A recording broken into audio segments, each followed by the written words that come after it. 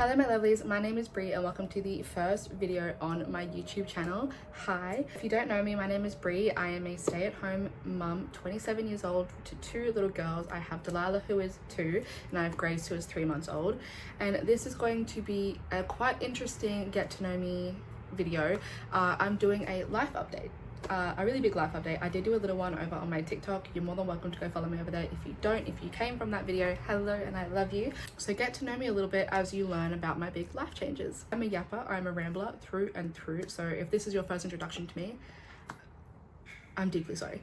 I'm going to start with the small things first because obviously the small things aren't as important. Well, they are just as important to me, but to you guys, they're not as important. Let's get down to business. First things first, I have a 2-year-old daughter, as I've said previously, and she is doing really well. She is someone that doesn't speak a lot, but she is starting to say some new words. She said shark last week, as she repeated me when I said shark, and she has also been saying please, but she says peas. So that's a really big step for her because we were actually debating getting her to a GP to go to like a speech therapist because she is just not talking at 2 years old. Obviously every baby is different, they all come at their own time, so knowing that she is starting to repeat words is making us feel better. That is a big reason why we have put her into daycare. However, she's been to 3 sessions and she's about to have had an absence for 3 sessions because I don't know if you can hear, but she has brought a daycare sickness into our home and I'm quite devastated about it. But being a stay-at-home mum, I don't need her to go to school. We're just taking her to school so she can get that social interaction with other kids. Also, we have a very, very unhealthy attachment to each other, so this will help promote a healthier attachment. Like, she is with me 24 hours of the day. She sleeps with me, she showers with me, she follows me to the toilet. And that is such a universal mum thing, and I do love it. I love my daughter so much. But with some of the other life changes we have coming up, a little bit of time to do the things that I need to do are also really, really helpful. I have a partner named Dan, if you are new. The only way I'm actually able to make this video is because daddy daycare is happening downstairs. My partner, Dan, I have been with him for 6 years. He's downstairs watching both of our daughters so I can come upstairs and do a full day of content because we don't have daycare this week, and normally one of the days that she is at daycare is my content day. So that has not happened, obviously. But we are taking her to a GP soon because she has started to develop like welt-like eczema on the back of her knees and down her legs, and she's also getting spots on her chest. It has only been since we moved into this house 4 months ago. I don't know if the air is different here or what it is, but she just seems to be really, really bad with her eczema. We have been trying Vaseline, the QV ceramide serums, the Aveeno baby. We've been trying it all, but I do think she may need a cortisol shot because it's nothing to do with her food because her food hasn't changed. A lot of it says it's like gut microbiomes and stuff.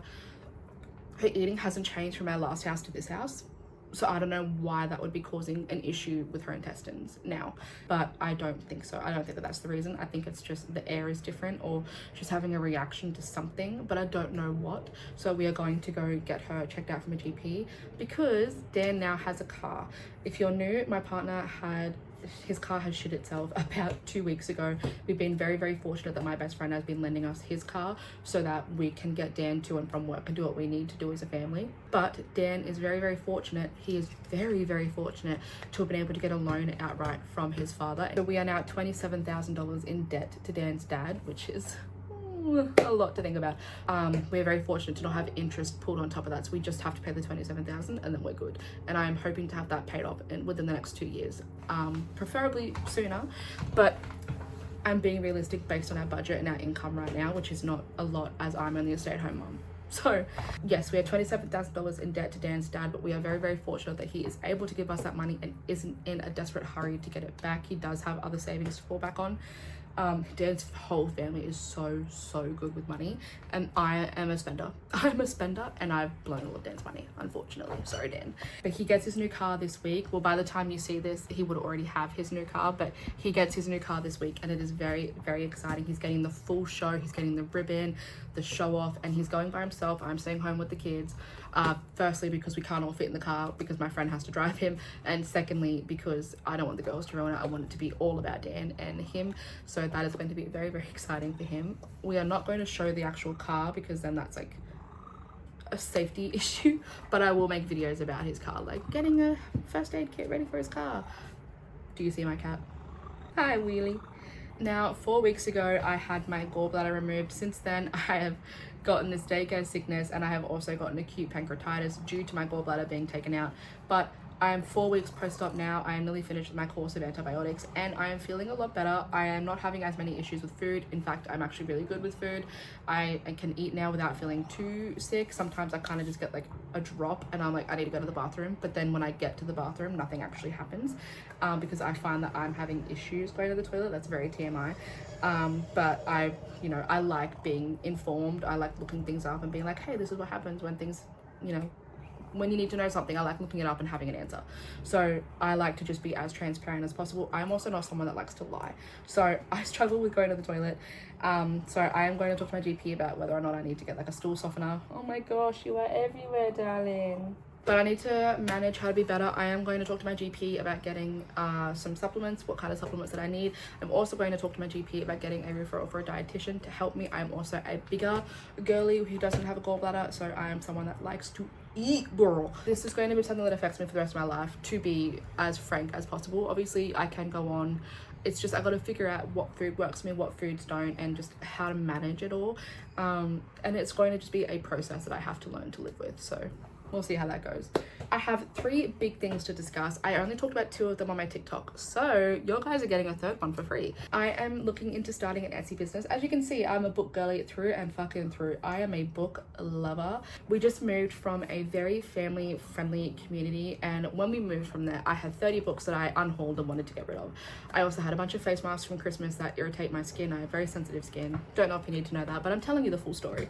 And so what I did is I wrapped up the books, did a blind date with the book synopsis, and they all got a face mask because I had enough, because they bought like the $2 ones, so they bought me just a stack of those $2 Kmart ones, and they just really irritate my skin. So, not to be selfish, it was a Christmas gift. I felt so bad. Diva, that's what happens when you talk too fast. Calm down. I made a post on the community page from the area that we were living in, told them, hey, we're moving, I've got this big box of blind dates of the books, please come, take 1, 2, tell your friends all about it. They were gone within 20 minutes. And there were all these posts on the Facebook group talking about how much they loved them and how much, they were amazing. Now, on top of being a gift giver through and through, I am also a people pleaser. I love making people happy. I love doing gifts for people. I love doing boxes. I love making people happy. So I have decided that I'm going to do a blind date with a book Etsy business. Now, it is going to cost me $1,000 up front. So I am slowly buying all the pieces because I want to do 5 sets of books and I need like 6 of each books. And on top of that, I'm also doing like a blind date with a self-care box. So for that, I need like heat packs, candles, face masks, lip masks, not lip masks, like the under eye masks, lip balms, all those kinds of things. I'm going full out. I don't know how much everything is going to cost yet. I'm going to do a separate video. Not sure if it's going to be on my personal account or on my bookish account, because I do have a bookish account. You can follow both of them if you would like to, no pressure. It's actually something that I'm quite passionate about right now.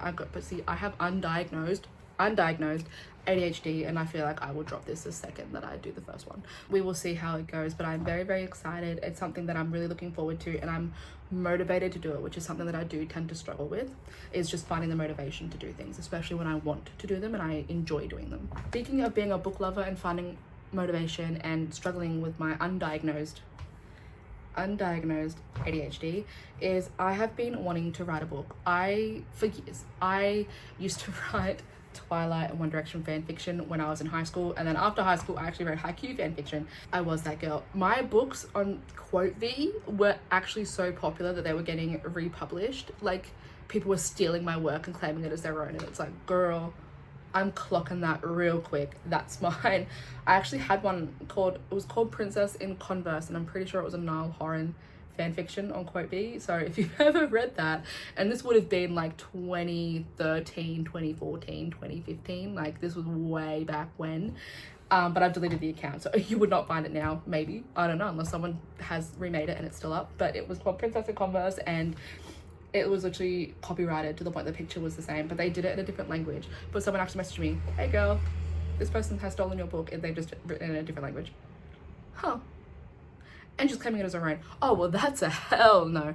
So writing a book has been something I have wanted since I was a very young age. I've always known I wanted to be an author, well, aspiring author.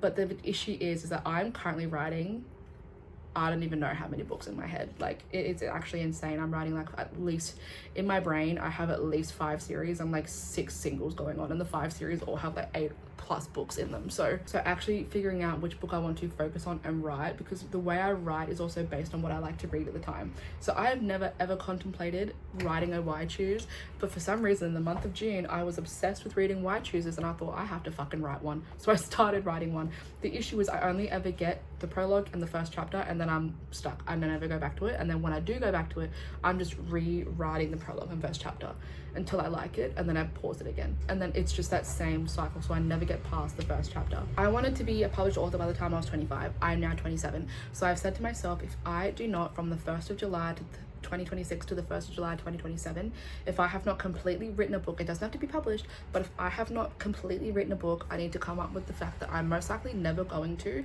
and I'm going to go back to school. I'm going to go to TAFE, and I'm looking at doing early childcare education, because that was something I also wanted to do when I was in high school. I wanted to do early childcare, and then I wanted to do writing on the side. But the thing is that I love being a stay-at-home mum, but I don't think I can handle other people's kids to the degree that I handle my own. But I also want the safety of being my own person. So I want to be the stay-at-home mum, but I also want to have an interest that is mine. I want to have a hobby that is mine. I want to create something that'll make my daughters proud of me one day. You know, reading about mafia men and their purebreds, or, you know, save a horse, ride a cowboy, if you know what I mean. So I'm giving myself a year to write a book, and if I do not write a book in that year, I'm going back to school, because I need to be able to contribute financially to my family somehow. If that is not from writing books, if that is not from creating content, I need to get a job. Especially in this kind of climate, we can't afford to not have 2 incomes. The next and final thing is that we are actually looking at moving. Now, if you don't know, we have moved a lot. We have moved roughly every year for the past 4 going on 5 years possibly. I think since Dan and I have been together, we have lived in 1, 2, 3, 4. This is house number 5, and we've been together for 6 years. So we are continuously moving. My daughter is 2. By the time we move again, this will be her 4th home in 2.5 years. It's actually insane. But the thing is that I have gone through a lot of health issues lately. If you are new, I'll give you a rough breakdown. I was pregnant. I gave birth. When I gave birth, I hemorrhaged. After hemorrhaging, I got gallstones, to which led to my gallbladder removal, which then led to my acute pancreatitis, and on top of it, I've now just got a silly little cold that just will not go away. I have obviously been through a lot of health issues, and we realized that we do not have a lot of family around us. We don't have a support system. I have my high school friend, which I am very, very blessed and lucky to have around me. However, we are also at very different stages of our lives, so it is hard to meet up and do things sometimes. We still get to hang out, we still do get to do things, and I still have so much love, and I'm so grateful for them. It's just so different when you have kids and other people don't, because it's so hard. Like, do they want you to bring the kids, or do they want just you? And then if they want just you, what's going to happen to the kids? It's just a tough navigation for me. And then I do have my parents up here, but I live like Moreton Bay to Sunshine Coast region. They live all the way up Harvey Bay area. We are looking at moving from Queensland back down to New South Wales, because Dan's whole family is down there. My grandparents, my sisters are down there. And I'm very close to my sisters. I talk to them every single day. So it'll be really nice to have them. Like, my daughter is 3 months old, my youngest. Neither of my sisters have met her, because we just don't have the ability to go backwards and forwards to see each other, because they don't have a lot of money, we don't have a lot of money. So it'll just be really nice to be back with family. And with that, we also may potentially be looking into moving in with Dan's mum. She also has a lease that ends in February, the same as us. So we have 8 months to do that. We are going to discuss the possibility of moving in with her, as long as the property is big enough, because she also has her middle son, which is Dan's older brother, that lives with her, and he has neurological deficits. So, and he is great with the girls. Well, he's great with Delilah. He really loves Delilah. He adores her. She is his off-screen on his phone. He loves her so much. And he is so pure and kind-hearted, but he is also, we have to take him into account as well. So obviously it is just a very tricky situation that we do find ourselves in right now. I constantly feel like our house is dirty, and don't get me wrong, it's filthy right now, because I've been, obviously, with all the surgery and then being sick, I have not cleaned. I will be this weekend, because we have a house inspection on Monday. You just have flies everywhere, like fruit flies, I think they are. I don't know what they are, but we are not the only house that deals with it, so I know that we're not disgusting. Like, I'm looking out the window right now, because we live in a townhouse complex, one of the townhouses right across from me has their bins outside, because that's how bad it is. We went to empty our bins yesterday. Our bins are in the garage. There were just flies surrounding. Granted, we do have nappies in our bins, so like it is a bit gross, but it should not be attracting that many little buzzing flies. And then they come into the house. We can't even have fruit sitting out. Like if we want to buy bananas, I wanted to buy bananas in my shops because I wanted to make banana bread. Can't do that because they can't ripen on the counter because the fucking flies like will swarm in them. So yes, we will be making that interstate move from beautiful sunny Queensland to dark gloomy New South Wales.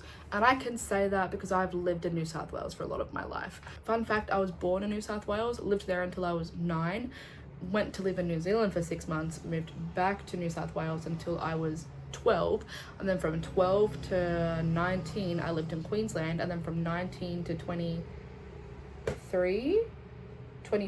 I lived in New South Wales again, and then from there to 27 I've lived in Queensland again. So we bounce around, but we've decided that with the kids and with all the medical issues I've had, hopefully this is it, hopefully I don't have any more, but just in case, and then with the kids it's just great to have a support network around. So we have made the difficult decision to leave the area that we do love. We really adore the Sunshine Coast. We could definitely see the Sunshine Coast as a home, but it's just too expensive on our own. We don't have the income, and if we're not on the Sunshine Coast, I don't love any other area of Queensland, so we will just be going back down to New South Wales with family. But I hope you guys liked this video. If you did, please make sure to give it a really big thumbs up and subscribe for me. That feels so weird to say because I'm a TikToker, not a YouTuber. That's such a weird concept to say. Those flies, oh my god, Willow, on top of the flies, you are really overstimulating me, darling. There should hopefully be another video coming out very soon. I have to film it right after this one, so I hope you guys enjoy that one as well. And I love you, and I will see you guys for the next one.